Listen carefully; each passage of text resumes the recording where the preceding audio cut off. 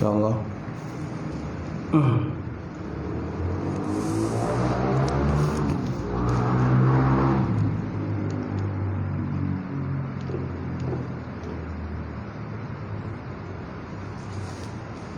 Baik.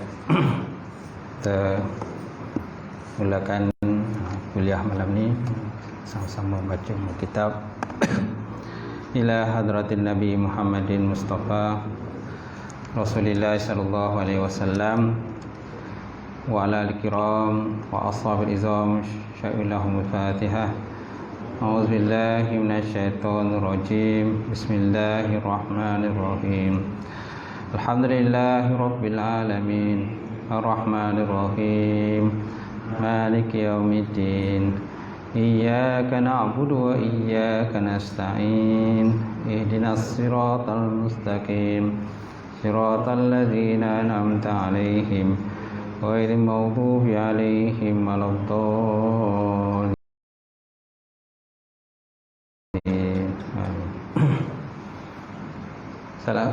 Assalamualaikum warahmatullahi ta'ala wabarakatuh. Alhamdulillahillazi anzala ala abdil kitab wa lam yaj'al lahu aywaja qayyiman liyunzira ba'san syadidan min ladunhu wa yubashshirul mu'minina allazina ya'maluna shalihat anna lahum ajran hasana makisina fi abada. Asyhadu an la ilaha illallah wahdahu la syarikalah wa asyhadu anna Muhammadan abduhu wa rasuluhu wa habibuhu wa khaliluhu. Allahumma salli wa sallim ala sayyidina wa nabina wa maulana Muhammad imamil muttaqin wa qaidid mujahidin wa ala alihi wa sahbihi wa man da'a bi da'watihi wastanna bi sunnatihi ila yaumil. Rabbi shrah li sadri wa yassir li amri wahlul 'uqdatam min lisani yafqahu qawli. Subhanaka la ilma lana illa ma 'allamtana innaka antal alimul hakim. Wala haula wala quwwata illa billahil alim azim. Qala Allah Subhanahu wa ta'ala fi kitabil azim. A'udzubillahi minasyaitonir rajim. Bismillahirrahmanirrahim. Wala tahsabannallaha ghafilan amma ya'maluz zalimun innama yu'akhiruhum liyaumin tashasu fihi al-absar. Sadaqallahul azim. Maksudnya jangan kamu menyangka Allah Subhanahu wa taala itu lalai terhadap apa-apa yang dikerjakan oleh orang yang zalim di kalangan kamu. Hanya saja mereka itu ditangguhkan azab oleh Allah Subhanahu wa taala, sehinggalah pada satu masa mata mereka akan terbeliak melihat azab Allah taala. Qala Nabi sallallahu alaihi wasallam, kullu ummati yadkhulul jannah illa man aba. Setiap daripada umat aku masuk syurga kecuali orang-orang yang enggan. Qalu faman ya'ba ya Rasulullah. Lalu sahabat bertanya kepada Nabi, siapakah orang yang enggan? Qala Rasulullah sallam, maka Nabi pun berkata, man ata'ani dakhala jannah wa man asani faqad aba. Barang siapa yang taat padaku masuk syurga, barang siapa yang tidak taat kepada perintahku maka ia termasuk dalam kumpulan orang-orang yang enggan. Nawaitu ta'alluma wa ta'lim wa tazakkura wa tazkir wa naf'a wa intifa' wal ifadatu istifadah wal hassa 'ala tamassuki bi kitabillah wa sunnati rasulih wa du'a ila al-huda wa dalalata ila al-khairi ibtigha'a mardatillah ibtigha'a wajhillah wa qurbihi wa sawabihi subhanahu wa ta'ala. Yang saya hormati, silakan Al-Fadhil Tuan-Tuan Imam, juga Al-Fadhil Tuan-Tuan Bilal, Tuan Siap, Urusi Masjid, Jawatankuasa Masjid, sidang jamaah muslimin muslimat, mukminin mukminat taala. Alhamdulillah, kita panjatkan puji dan syukur kepada Allah taala kerana dengan izin Allah taala kita dapat bersama sekali lagi pada malam ini untuk kita sambung pengajian. Kita masih lagi dalam kata pembahasan awal lah. Itulah kitab ilmu, bab ilmu, pada menyatakan fadilatul ilmi, pada menyatakan kelebihan ilmu. Jadi nama kitab kita ialah dalam bahasa Melayu ialah bimbingan mukminin. Dalam bahasa Arab mau'izatul mukminin. Mau'izatul mukminin. Dia termasuk dalam satu daripada mukhtasar atau ringkasan daripada kitab Ihya Ulumuddin. Sebenarnya ringkasan kitab Ihya Ulumuddin ada 5 kitab merupakan ringkasan daripada Ihya Ulumuddin. Yang pertama namanya kitab Mursyidul Amin. Mursyidul Amin ila Mau'izatul Mukminin. Yang mana kitab ni ditulis oleh Imam Ghazali sendiri. Antara ringkasan kitab Ihya yang paling awal dihasilkan, di mana penemuan manuskrip asalnya pada tahun 715 Hijrah. Dalam kitab ini menyentuh setiap bab. Dalam kitab itu menyentuh setiap bab dan terdapat 40 bab.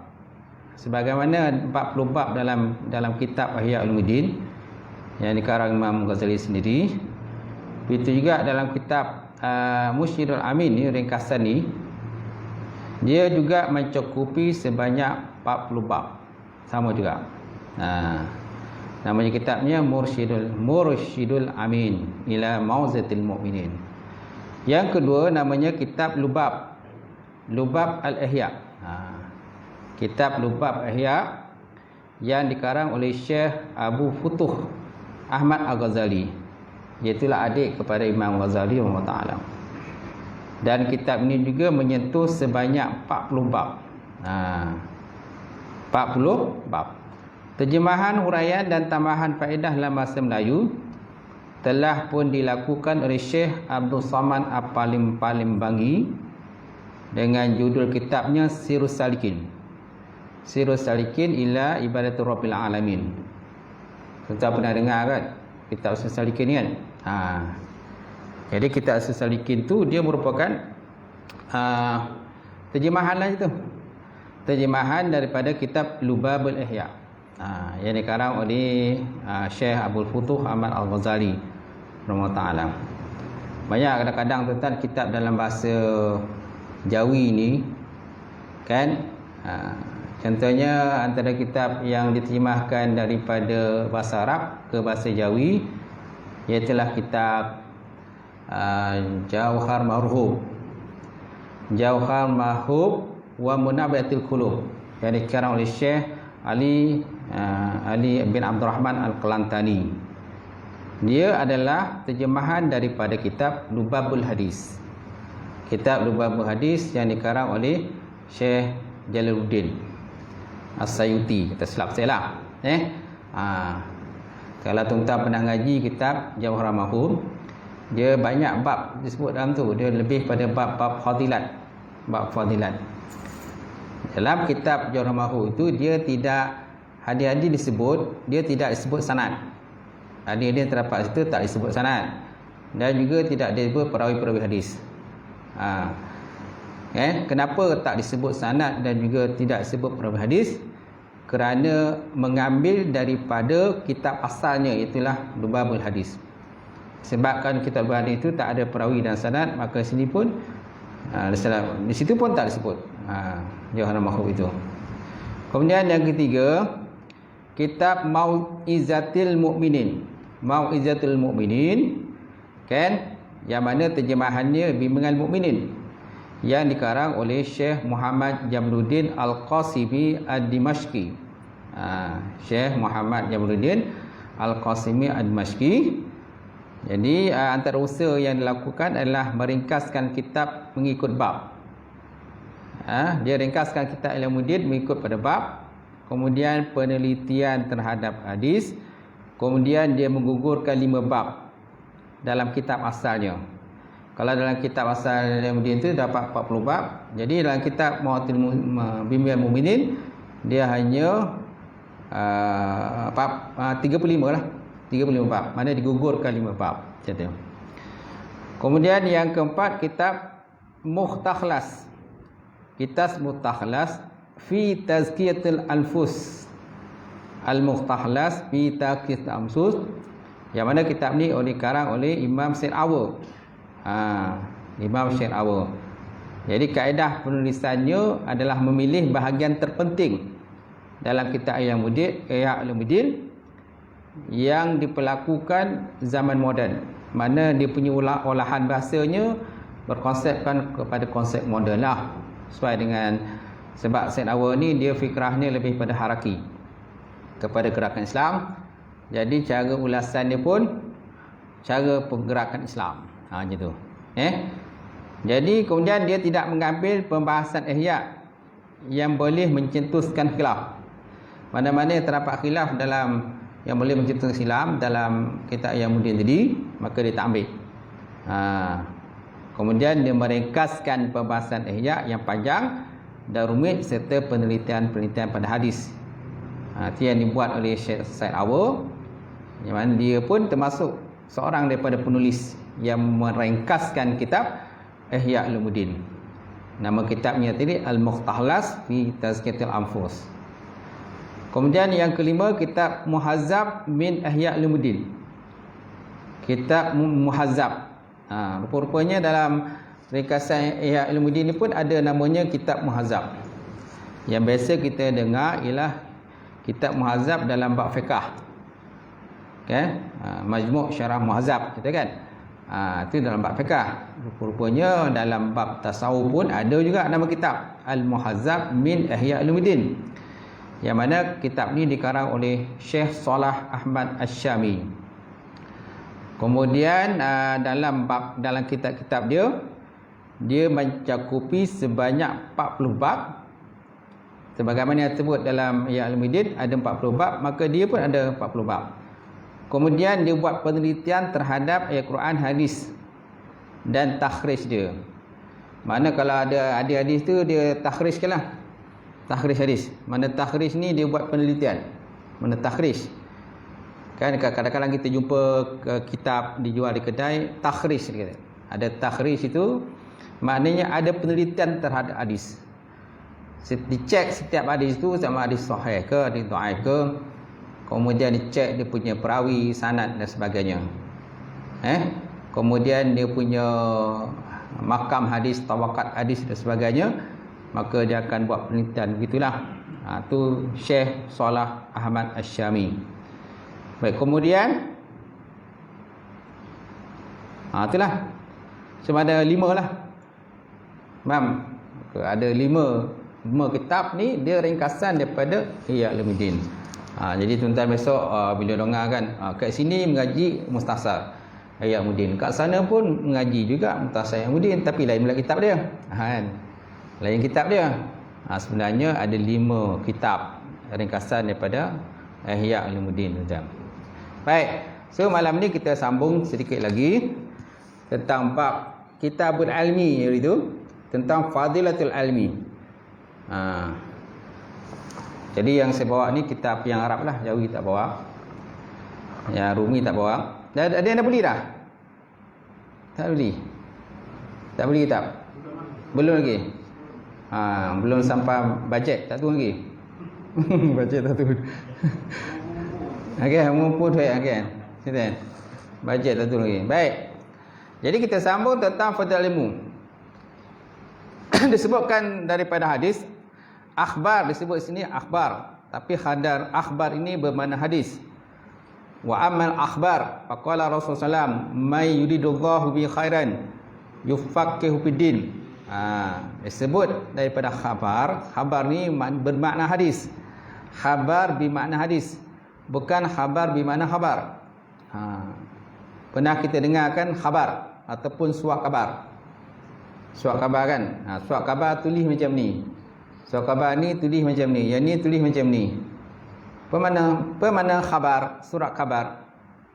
Surat kabar ni sesuatu benda yang belum tentu benar, belum tentu dusta.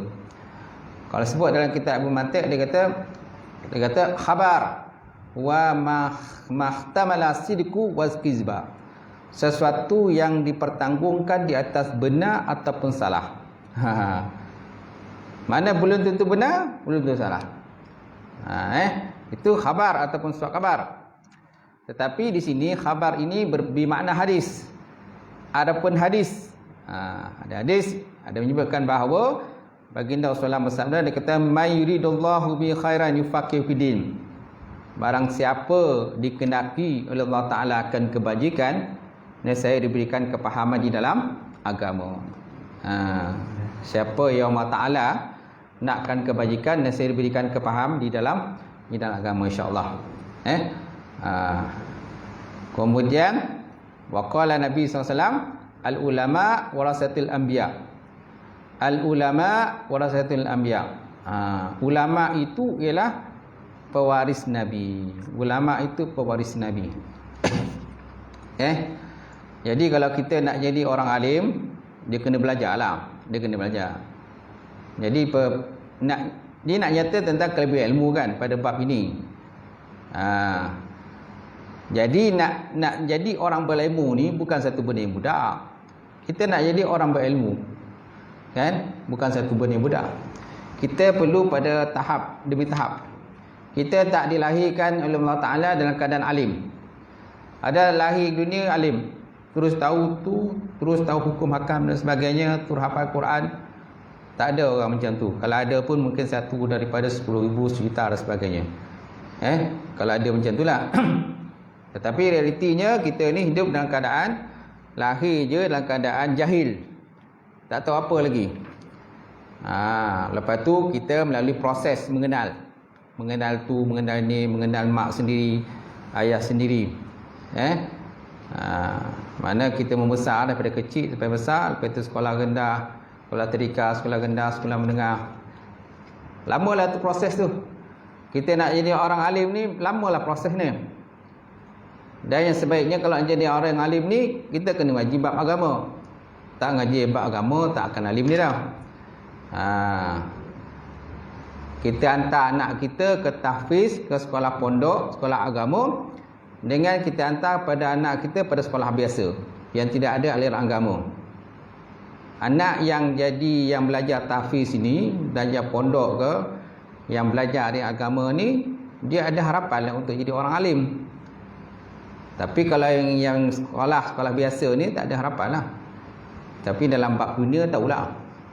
Bab dunia dia faham lah. Tapi bab akhirat dia tak tahu. Hukum hakam tak tahu. Sedangkan Islam menyuruh kita awaluddin ma'rifatullah. Awal agama iaitulah mengenal Allah Subhanahu Wa Taala. Banyak kalau tentang zaman ni budak-budak kadang-kadang tak tahu. Boleh tanya sifat 20 pun tak tahu. Tanya sifat 20 tak kerti. Tanya bab semayang tak tahu. Tanya bab puasa tak tahu. Ramai bila kita tanya. Sebab apa? Kadang mak ayah sendiri pun tak tekankan dalam bab agama. Yang tak pandai, tak kerti mengaji pun ramai saya tengok. Kadang dah sekolah menengah tak kerti mengaji. Ada yang masuk universiti pun masih tak tahu mengaji lagi. Sebab apa? Lebih pada fokus bab dunia. Bab agama kurang diambil berat, ditekankan dan sebagainya. Jadi tuan-tuan, barang siapa yang Allah Ta'ala nakkan kebajikan, nescaya diberikan kepahaman di dalam agama. Cuma nak faham dalam agama ni mesti ada proses. Dia mesti ada proses. Tak boleh tiba-tiba faham. Jadi kan, tak boleh tiba-tiba faham tanpa belajar. Mesti belajarlah. Kalau ada pengajian di orang kata di masjid surau ke, pergilah mengaji, dengar. Dan sebaik-baiknya kita mengaji itu biarlah daripada kulit sampai ke kulit. Daripada kulit sampai kulit, barulah boleh jadi alim. Contohlah kalau kita mengaji bab fiqh. Apa kitab fiqh yang kita belajar? Hidatus Sibyan, contoh kan? Ataupun kita belajar kitab Muniatul Musalli. Belajar mestilah sampai habis. Kalau belajar sekorek je, tak alim lah. Tapi ujung kan pangkai losap. Tapi pangkai kan ujung losap. Macam tu. Banyak zaman sekarang ni kan, kalau orang nak habis cepat kitab, dia buat daurah. Pernah dengar kan daurah? Daurah kitab. Itu macam pengajian epres namanya. Pengajian epres. Ini namanya daurah kitab. Contohnya kalau satu kitab tu, kemungkinan kalau kita mengaji, kalau di pondok Saya rasa paling tidak pun setahun berhabis. Tapi disebabkan dia jenis nak press, maka mengaji 1 minggu je. Buat daurah seminggu. Boleh macam tu. Boleh. Tapi dia tidak akan tercapai. Tercapai kepada matlamat ilmu tu yang sebenarnya. Tak tercapai. Kalau mengaji pondok, paling tidak pun setahun buat habis satu kitab. Ada kadang-kadang 2 tahun satu kitab buat habis. Ni tiba-tiba nak mengaji, nak cepat pandai, kita mengaji seminggu. Ataupun ada yang mengaji 2 minggu daurah satu kitab habis. Tapi tak samalah dia punya keberkatan dia tu. Kan matlamat kita nak capai tu. Berbanding kalau kita mengaji secara orang kata yang jangka panjang. Memanglah daurah tu dia bertalaki. Daurah bertalaki. Tak dinafikan. Bertalaki dengan tok guru. Cuma tak semua benda yang kadang kita boleh capai. Dan tak semua tok guru tu boleh sampaikan kerana masa terhad. Sebab apa nak habiskan kitab cepat? Nak habiskan kitab cepat. Mana pagi mengaji, petang mengaji, malam kan mengaji lagi. Kalau pagi ada, petang ada, malam tak ada.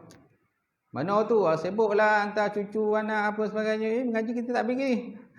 Alah besok saya datang lah balik. Besok malam kan. Itu masalahnya. Bila buat pengajian daurah ni, ada orang dia boleh concentrate daurah, ada yang boleh tak boleh.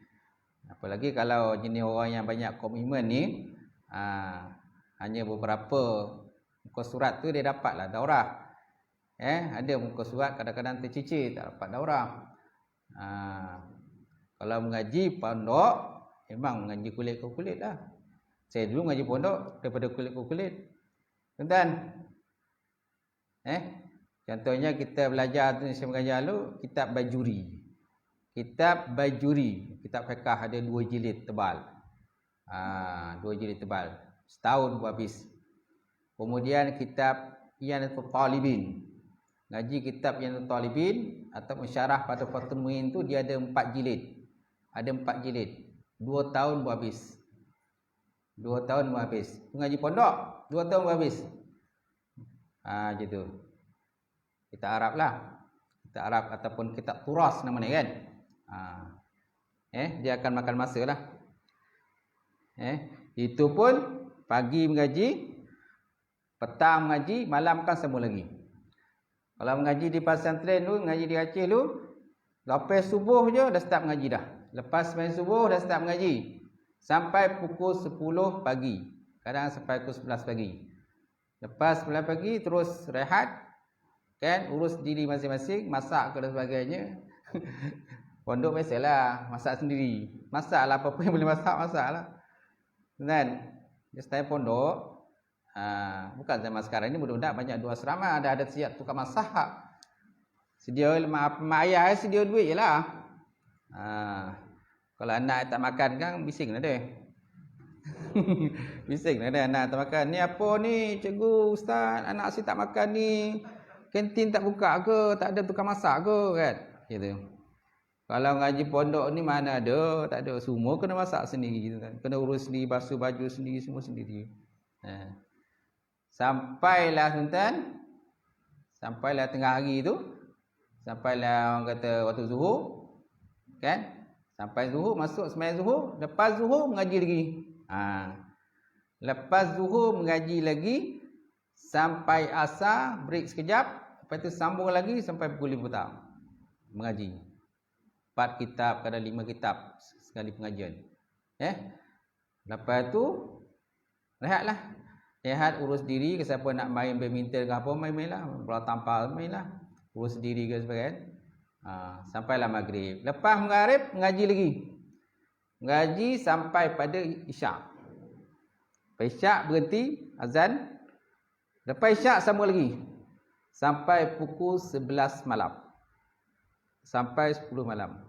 Kotak hompuk tuan-tuan. Kotak hompuk tu kan. Itu. Ngaji tu. Kan. Kadang belajar syair. Kan syair. Lepas tu menghafal tu Jurumiyah, Mutamimah, Tasrif. Semualah kena hafal tu. memantiknya dengan balarah dia, ma'ani semua kan, fiqah semua lah tu, atau kena hadam lah semua tu. Sampailah hari Jumaat tu kan, sampai Jumaat kan, kemudian satu Ahad tu rehat. Lepas tu buatlah gotong royong berbuat sebagainya. Itu pengajian pondok. Berbeza dengan mengaji universiti. Kita pun mengaji universiti juga, pondok pengaji, universiti pengaji. Ambil pula PJJ. Ambil PJJ ialah kalau universiti ni dia tak ikut secara daripada kulit ke kulit. Dia pensyarah pun dia kena, dia apa je lah, dia tebuk sana tebuk sini lah, macam tu. Tebuk sana tebuk sini, lepas tu dia buat latihan ilmiah, buat orang kata, lepas tu buat latihan kumpulan, lepas tu buat presentation kan, buat assignment, biasalah kan. Maknanya kau boleh ke tak boleh ke, janji boleh. Sebab pensyarah dia tak ada jenis macam kita nak kena bertalak macam di pondok. Kalau kita tak faham, kita boleh bertalaki dengan budak-budak yang senior-senior ni, kita boleh bertalaki. Macam saya mengaji pondok tu, kalau dalam kuliah ataupun dalam kata ngaji tu kita tak faham, contohnya satu bab dalam ilmu mantik tak faham, contohnya bab tanakut tak faham, ataupun bab syikil lah, ataupun qadiyah ke qadiyah mujabah, salibah, apa dan sebagainya, tak faham qadiyah ni kan, habis ngaji kita kena cari seorang pelajar senior untuk kita bertalaki dengan dia seorang demi seorang. Sebab dalam kelas kita tak akan boleh macam tu. Sebab dalam kelas ni kadang-kadang huru-hara juga dalam kelas ni kan, kadang berdebat sana berdebat sini kan, semua masing-masing nak tunjuk dia hebat nak berdebat. Jadi kita yang jenis orang Malaysia ni tak faham sangat, kita melopong lah macam tu. Jadi dah habis ngaji kan, ceklah mana-mana pelajar-pelajar Aceh yang senior, yang pakar-pakar tu, kita bertalaki lah dengan dia. Baru kita nampak apa benda dia cakap. Apa benda yang guru cakap dalam kelas pun nampak. Kalau tidak, memang tak nampak apa tuan-tuan. Tak nampak apa. Kalau di mengaji universiti berbeza. Nampak? Apalagi kalau kita ambil PJJ kan, kadang masuk lewat. Kan setiap kelas start pukul 8. Sampai berapa? Pukul 10. Jadual pukul 8 sampai pukul 10. Yang pensyarah pula kata, berapa agak sampai ni? Pukul 10. Dah ni profesor, prof, datuk, apa doktor, jangkaan kita akan sampai pukul 10. Okey. Pensyarah kata pun okey, pukul 10 kita jumpa. Macam tu jelah. Lepas tu bila dah jumpa kan, okey. Adalah pensyarah akan bentang lah dia punya tu, dia punya mata pelajaran, subjek dia. Lepas tu dia bagi kerja. Sepatutnya kelas tu daripada pagi sampai ke petang. Kadang sekorek ya, sehari je. Mana perbincangan kita dengan pensyarah lah. Okey, mana penting pensyarah kata saya dah bagi kerja, lepas ni kau kena siapkan kerja. Lepas tu hantar. Siapa hantar ada merekah, tak ada hantar tak dapat markah. Macam tu. Cukup masanya habis satu sem kita kena exam. Kena exam lah. Siapa tak datang exam, tak lulus. Nanti tak dapat lah ijazah. Macam tu. Setiap bulan duit kena bayar. Jangan lupa. Kan?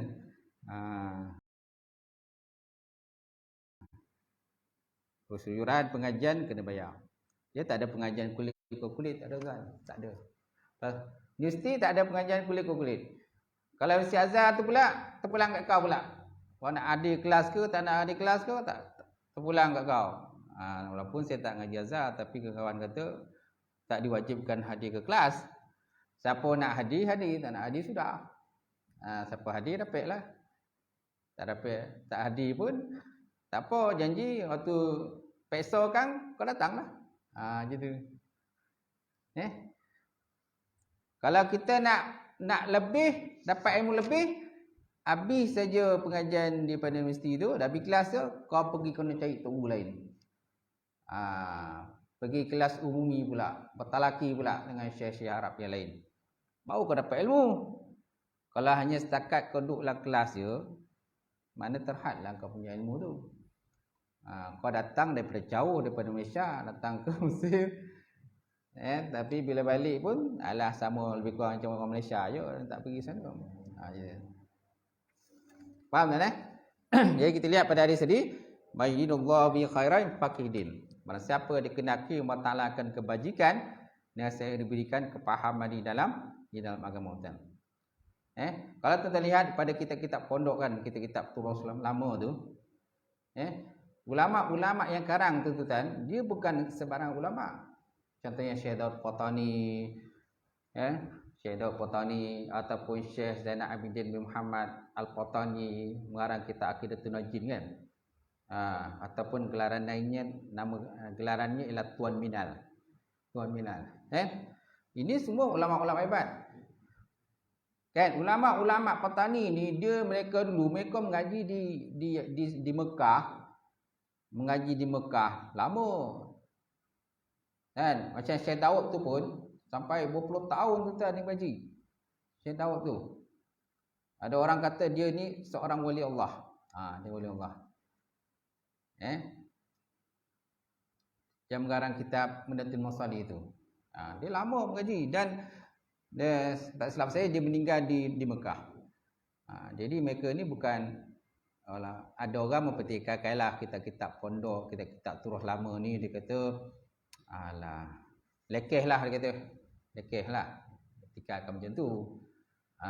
Tapi dia tak tahu sebenarnya di sebalik daripada pengarang-pengarang itu orang hebat. Tunggu ulama-ulama besar tu kan, macam tu. Kita zaman sekarang ni nak cari ulama-ulama besar ni susah ni.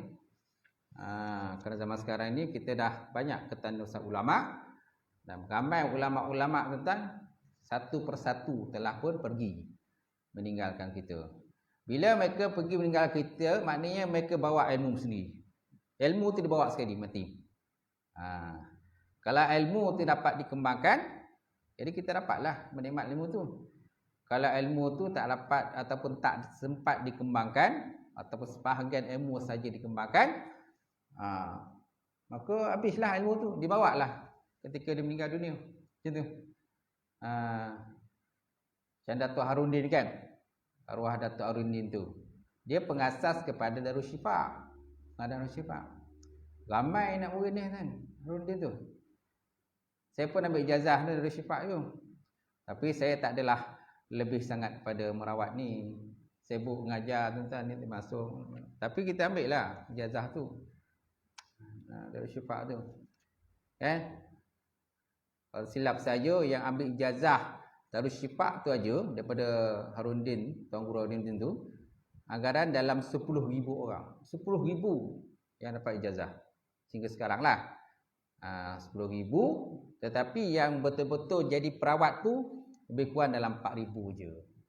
4,000 ataupun 3,000 lebih yang betul-betul merawat orang. Yang lain tu hanya sekadar je tu lah, ambil ijazah. Sama lah macam Dan. Ambil ijazahnya tu lah. Orang ambil ijazah, kita pun ambil ijazah. Tapi habislah kita belajar tu, habislah. Dia ada jam waktu dia. Kita kena habis belajar. Dia ada berapa buku dia tu? Ada 6 buku kan? 6 buku tu. Habislah semua belajar 6 buku tu. Cuma dari segi merawat itulah yang kadang kita kekangan masa kita tu yang nak merawat tu. Kesang. Macam tu. Jadi dia pergi meninggal dunia tu maknanya dia dah tinggalkan benda yang baik kan? Dia wariskan ilmu dia kepada anak murid dia semua. Dan kalau tuan-tuan tu mungkin ada yang ambil ijazah Darul Syifa. Terima kasih kan? Itu. Baik tuan-tuan. Jadi Nabi SAW bersabda al-ulama warasatul anbiya. Ulama ialah pewaris Nabi. Wal ma'lum annahu la ratbata fawqa an-nubuwah wala syarfa fawqa syarfil warisah litarratbati. Dan bermula yang maklum itu bahawasanya tiada pangkat tiada pangkat ataupun kedudukan yang lebih tinggi daripada pangkat dan kedudukan para nabi. Tiada kemuliaan yang lebih tinggi daripada kemuliaan kepada pewaris-pewaris Nabi, iaitulah para alim ulama. Para alim ulama. Maknanya tiada pangkat yang lebih tinggi daripada pangkat Nabi dan tiada kemuliaan lebih tinggi daripada kemuliaan yang dapat mewarisi ilmu tadilah. Itulah para ulama. Kalau ulama ni mewariskan ilmu, dapat ilmu daripada tok guru yang sebelumnya. Gitu. Dan waqala alaihi salatu wasalam, dan Nabi SAW telah bersabda, dia kata, iza atta alayya yawmun la azdadu fihi ilman yukarribuni ila Allah azza wa jalla fala burika li fi tulu'i syamsi zakal yawm. Nabi kata, apabila datang kepadaku pada satu hari yang tidak bertambah aku padanya ilmu, tidak bertambah aku padanya ilmu yang boleh mengampilkan diriku kepada Allah Subhanahu Wa Taala, fala burika li, maka tiada keberkatan kepada aku, fi tulu'i syamsi, mulai pada terbit matahari, zalikal yaum, pada hari itu. Ini kata Rasulullah SAW. Nabi kata, dia kata, apabila tidak datang atasku satu hari yang mana hari itu tak bertambah ilmu aku dan tak bertambah dekat aku kepada Allah Ta'ala, maka tak ada berkat pada diri aku tadi, mulai pada terbit matahari sampailah terbenam matahari. Zalikal yaum, pada hari itu. Mana tak ada keberkatan kita. Kalau kita dalam satu hari ni tak ada bertambah ilmu kita. Tak ada bertambah. Sebabnya dalam bab mengaji ni antaranya ialah kata tul zaman, panjang masa. Kalau nak berjaya, dia kena panjang masa. Tak boleh singkat masa. Singkat masa nak cepat jadi alim, tak boleh. Kerana nak alim ni makan masa. Orang mengaji kadang-kadang sampai 20 tahun. Ada sampai 30 tahun mengaji untuk jadi alim. Banyak zaman sekarang ni kan, ilmu tak banyak mana pun, tapi dah kita kata dia alim. Dah keluarkan fatwa pula. Sedangkan tak kerti apa pun. Nahwu saraf pun tak habis belajar. Kitab nahwu pun tak habis belajar. Kitab saraf pun tak habis belajar. Apalagi ilmu-ilmu balaghah yang lain. Ilmu ma'ani, bayan, batik dan sebagainya pun tak belajar. Macam mana kita nak jadi orang alim? Baik. Waqala Nabi SAW fi tafsil ilmi, dan Nabi juga pernah bersabda pada menyatakan tafdil ilmi, kelebihan ilmu, ala ibadah wa syahadah, di atas ibadah dan syahadah. Kata Nabi, dia kata, fadl alim ala abid ka fadli ala adna rajulin min ashabi.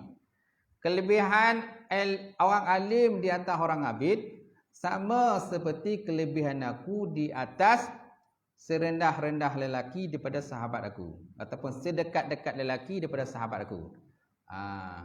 Nabi kata kelebihan orang alim di atas orang abid itu samalah seperti kelebihanku di atas sedekat-dekat lelaki daripada sahabat aku.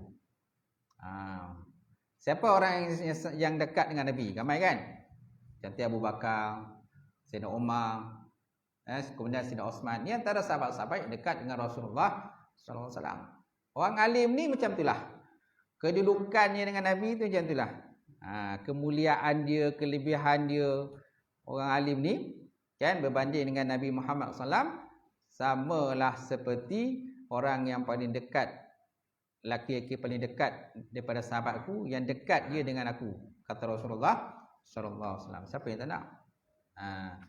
Malah ada sebut kata tidur orang alim pun ibadah. Tidur orang alim ibadah. Dan syaitan ni, kalau orang alim ni, dia susah sikit. Dia nak pengaruhkan orang alim.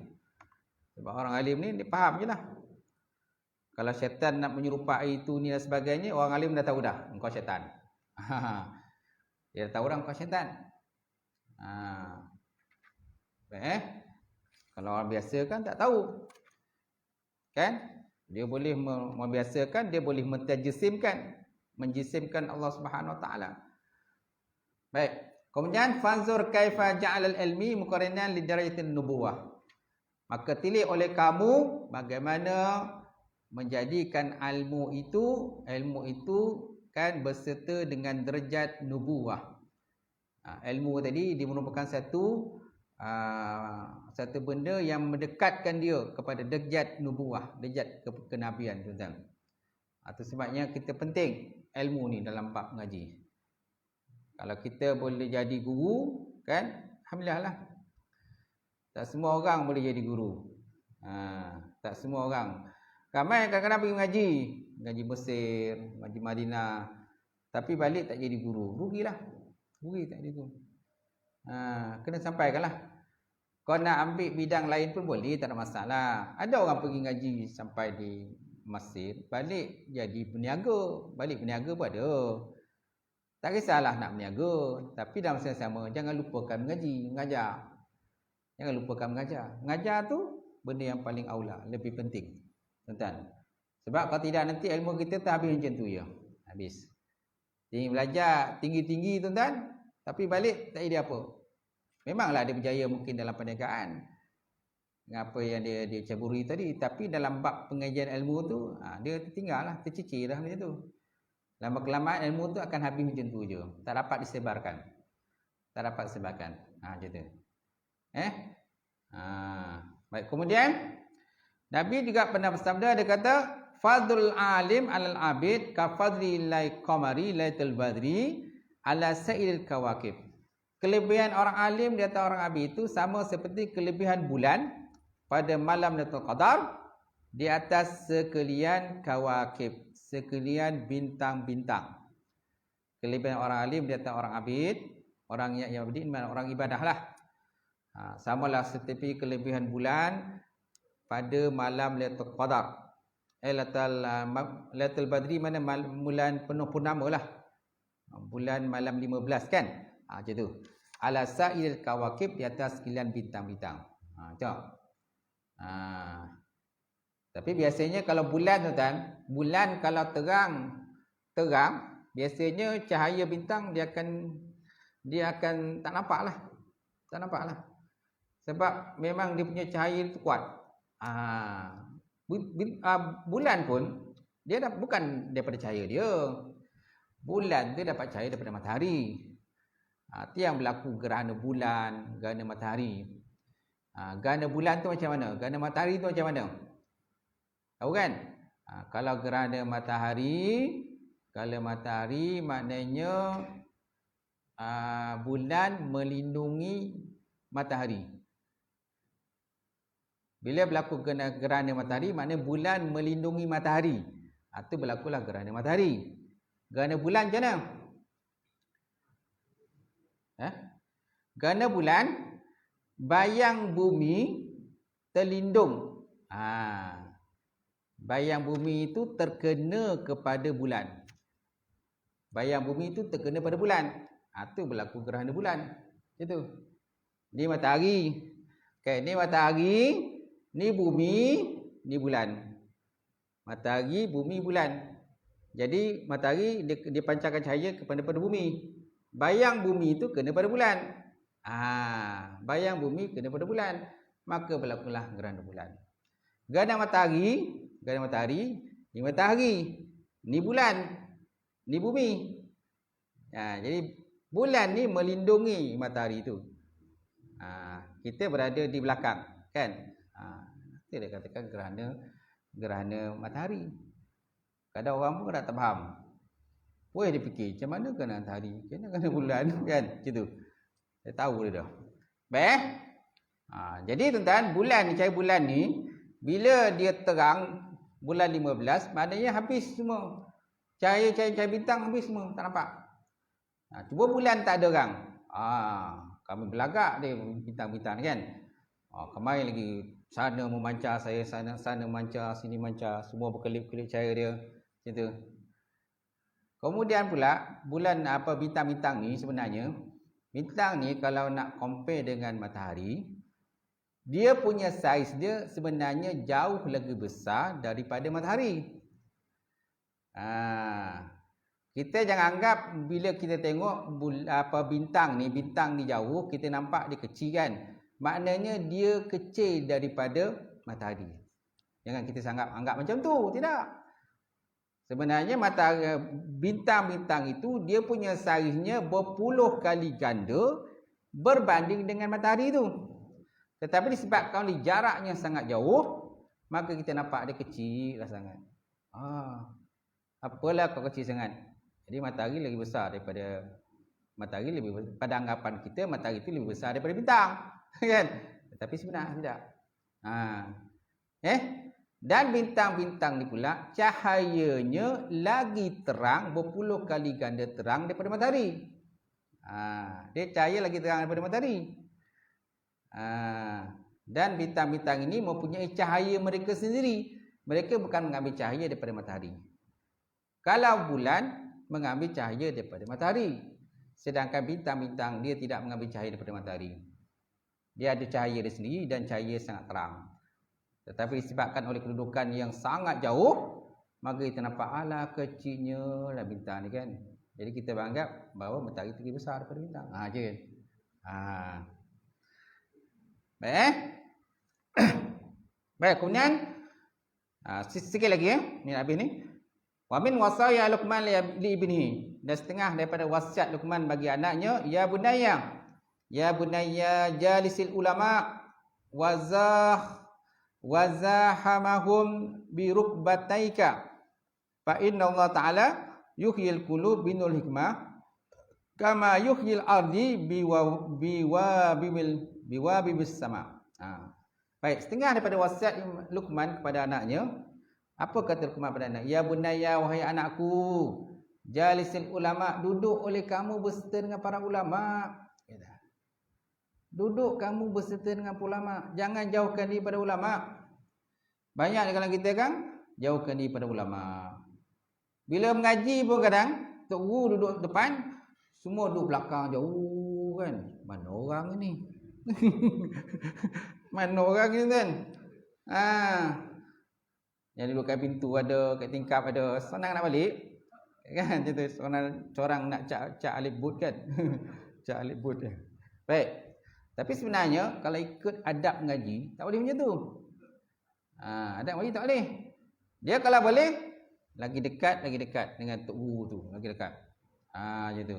Biar kita punya lutut tu bertindih-tindih tak apa. Yang perempuan lah. Ni laki-laki ni lah, kita laki-laki ni. Dia lagi rapat tu lagi elok, lagi rapat lagi elok. Bukannya lagi jauh tu lagi elok. Banyaklah kita ni lagi jauh lagi elok.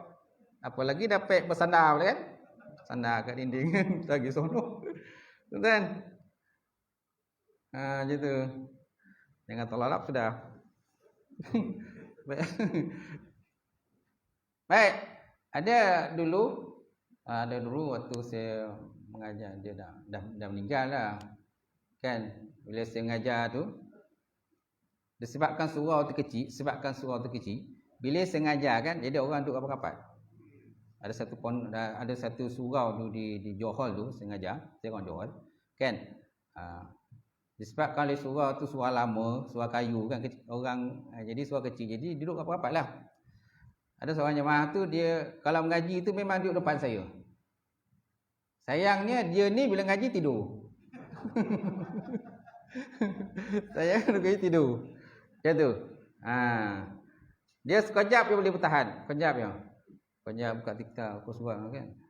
Lebih kurang dalam 10 minit lepas tu, 15 minit, lepas tu macam ni. Dia tergantuk dah.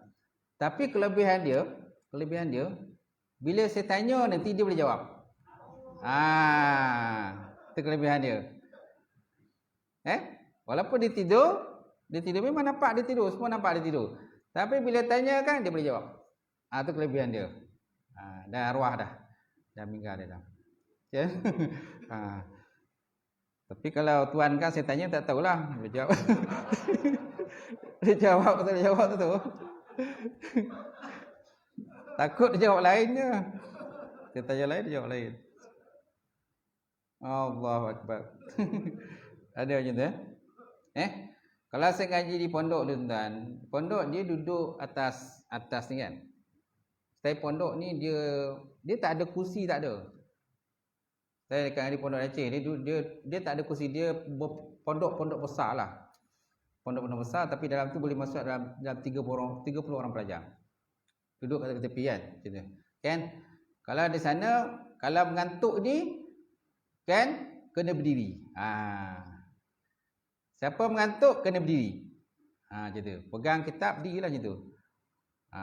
Kan hilang mengantuk kan, turunlah balik, duduklah balik, macam tu. Tu style dia macam mana? Style siapa mengantuk dia berdiri, macam tu. Pegang kitab, berdirilah, tegak macam tu. Semak sambil diri, macam tu. Style macam lah. Baik. Jadi fa inna Allah Taala, maka Allah Subhanahu Wa Taala tadi, jadi kata Luqman, dia kata, wahai anakku, duduk oleh kamu berserta dengan para ulama dan rapatkan oleh kamu akan rukbataika. Maknanya rukbatai ni maknanya lutut engkau. Rapatkan oleh kamu akan dua lutut engkau. Kan? Fa inna Allah Taala, maka sungguh Allah Taala tadi yuhyil qulub binur hikmah. Maka Allah Taala tadi menghidupkan hati-hati dengan nur hikmah, sebagaimana menghidupkan bumi dengan hujan yang lebat. Kan? Sebagaimana menghidupkan bumi dengan hujan yang lebat. Macam tu. Ni antara adab lah. Ni termasuk adab juga ni. Adab kita dengan tok guru kan. Lepas tu kalau contoh kalau nak bertanya, biar tok guru tu habis mengajar pula kita bertanya. Sebab orang bertanya pun banyak jenis juga. Dia orang bertanya ni banyak jenis kan. Pertama, bertanya memang tak tahu. Itu pertama. Yang kedua, bertanya dia dah tahu dah, tapi nak memantapkan ilmu dia. Yang ketiga, bertanya tapi nak menguji. Ketiga, bertanya tapi nak menguji. Nak menguji tok guru, menguji ustaz yang mengajar. Kan? Boleh jawab tak je ustaz ni. Kemudian yang keempat, bertanya tetapi hendak mengingkari. Kan? Bertanya tapi mengingkari jawapan yang diberi. Gitu. Dia ada 4 jenis lah orang bertanya ni. Saya dah macam-macam jumpa tuan-tuan. Saya dah mengajar dalam lebih daripada 15 tahun. Dah macam-macam pesen orang jumpa dah. Macam tu. Macam-macam. Ada yang nak menguji pun ada, nak berdebat pun ada. Macam tu. Okey. Tapi insya-Allah orang sini semua baik-baik nampaknya. Insya-Allah. Baik. Jadi ambillah kita punya pengajian tuan-tuan. Insya-Allah akan datang saya masuk lagi bab fadilatul ilmi lagi. At-ta'allum. Bab pada menyata kelebihan belajar. Macam tu. Wallahu a'lam bissawab. Saya buka soalan. Kalau ada soalan mesti tutup. Ada.